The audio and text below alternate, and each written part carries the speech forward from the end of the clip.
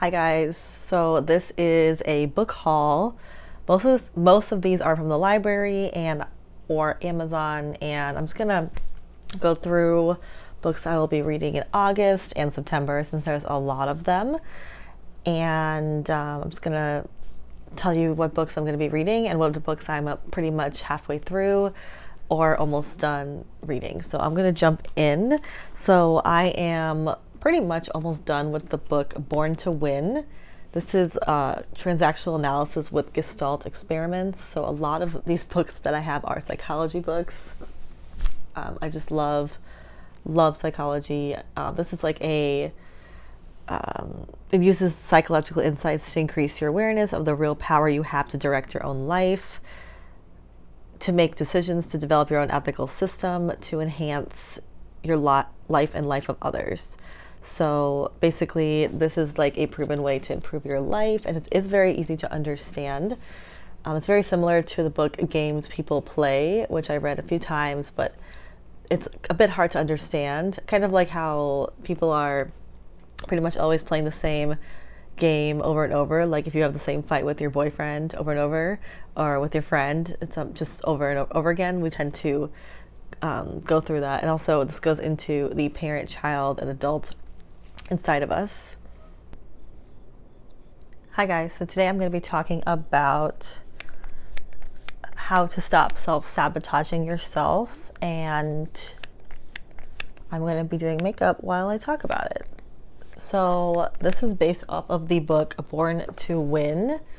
This is written by Muriel James and Dorothy Johnward. It's transactional analysis with Gestalt experiments. So this is basically a study that they did. There's many studies, and it's just a scientifically proven way, many ways to stop self-sabotaging and to basically change from being a loser to a winner. And a lot of this I have read before from this book called Games People Play. And basically that book goes into detail about, wife and husband and parent and child, and how like there's very common interactions. And I would say that book made a lot of sense, but it really didn't help me that much. But this book is a lot more helpful because I don't care about the games as much as I want to know why people play the games. So basically, this book explains that there are three parts inside all of us. There is the parent, the adult, and the child. And the parent is the voice of our parents. And if we're always stuck in that mode, we're never having any fun, and we're always kind of telling ourselves what to do. And then there's the adult, which is probably what you are if you're watching. That's like your most rational self. When you're making the best decisions is when you're in your adult self. And then there is the inner child, which we all have, and that is like our playful side. So we all have an inner child, and if one part of the trio is overpowering the others, it causes chaos, or it causes us to mess up, because we need all three basically to be successful. And for example, if our inner child is acting up more than the adult, then we're not going to act rationally, gonna try to cry more, we'll be way more emotional, and we're only going to care about our needs being met. And then if our parent is overactive, then we're going to probably have low self-esteem, because we are going to internalize a lot of that. We cannot have fun and not really have any type of joy in our lives if we just have a parent and no inner child inside of us. So it really helps you understand yourself as well. And there's common interactions here. So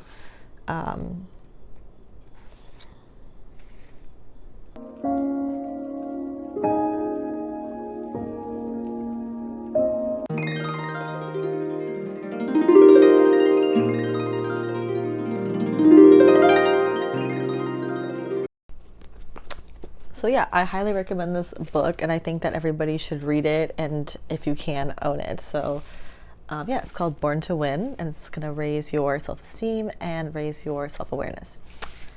Next is a book I have not started yet, but I just read the first chapter, the preamble. What's it called? The prelude? The preface, yeah, preface. And this is called Search for the Real Self, Unmasking the Personality Disorders of Our Age by James F. Masterson. So this is a book to help you discover your true self. And it seems to be, I kind of read some of it, and it did seem a bit complicated, but honestly, I'm really excited to read it, and I think it's going to be a very, very good book for me. And also, a lot of people on YouTube have recommended it, so I'm going to be starting this soon. I will give you guys a breakdown. Next, I have we're switching away from psychology books to just fun books that I read for fun. This is called Traffic. This is by Ellen Hopkins. So I've read like all of Ellen Hopkins' books, like Crank and all those. And I've read this in high school.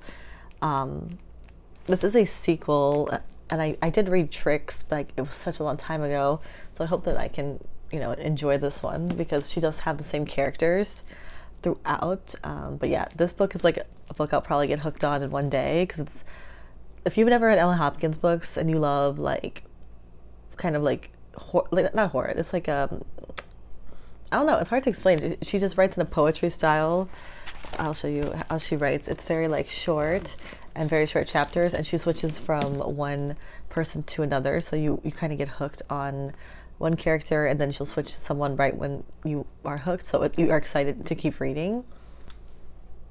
So it's kind of like one of those books where it's from the perspective of more than one person. So it'd be like 4 characters, and it'd be like Daphne, and then she would talk for like a few pages, and it'll be like the next person. So it's kind of like you want to know what happened to them. So I think it's a really, really good book series, and I love Ellen Hopkins.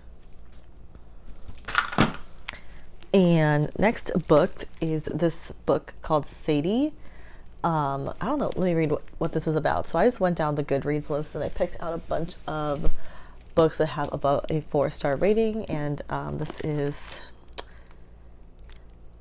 when popular radio host Wes McCrae receives a desperate phone call from a stranger imploring him to find 19-year-old runaway Sadie Hunter. He's not convinced there's a story there.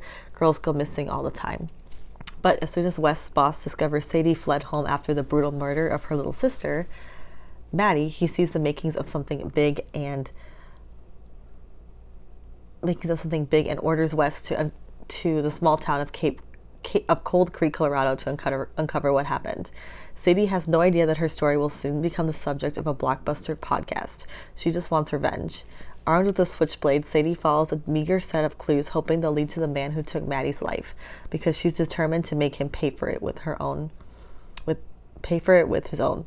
But as Wes traces her journey to the darkest, most dangerous corners of big cities and small towns, a deeply unsettling mystery begins to unfold, one that's bigger than the both of them. Can he find Sadie before it's too late?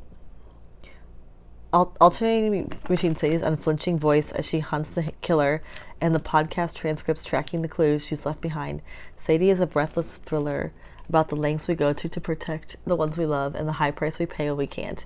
It will haunt you long after you reach the final page. All right, so yeah, this has amazing reviews. So it's like top 100 mystery thrillers. So I will let you know what I think about it. The next book is called The Red Tent, and I believe this is historical fiction, and it was like top 100. I don't know, it's kind of random. I just kind of went down the list, so I don't know what this is really. We'll have to see together. Yeah, it's historical fiction. Where is the intro?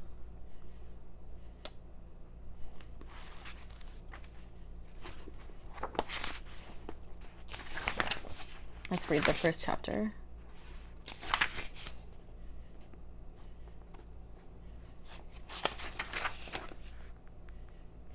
Oh no, this seems kind of weird. I don't really know. Maybe I accidentally checked this one out. This does not seem like something I would check out. So I don't know. I kind of went down the list and I was like, this seems good, but I'm more into psychology, business.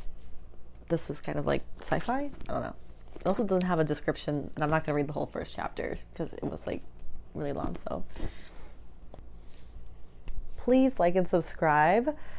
It would mean the world to me, and I'm going to post so many more videos coming up, and I have a lot of really cool ideas. So please like and subscribe and join the family. I love you, and if you're watching, I appreciate you from the bottom of my heart. Love you. Bye.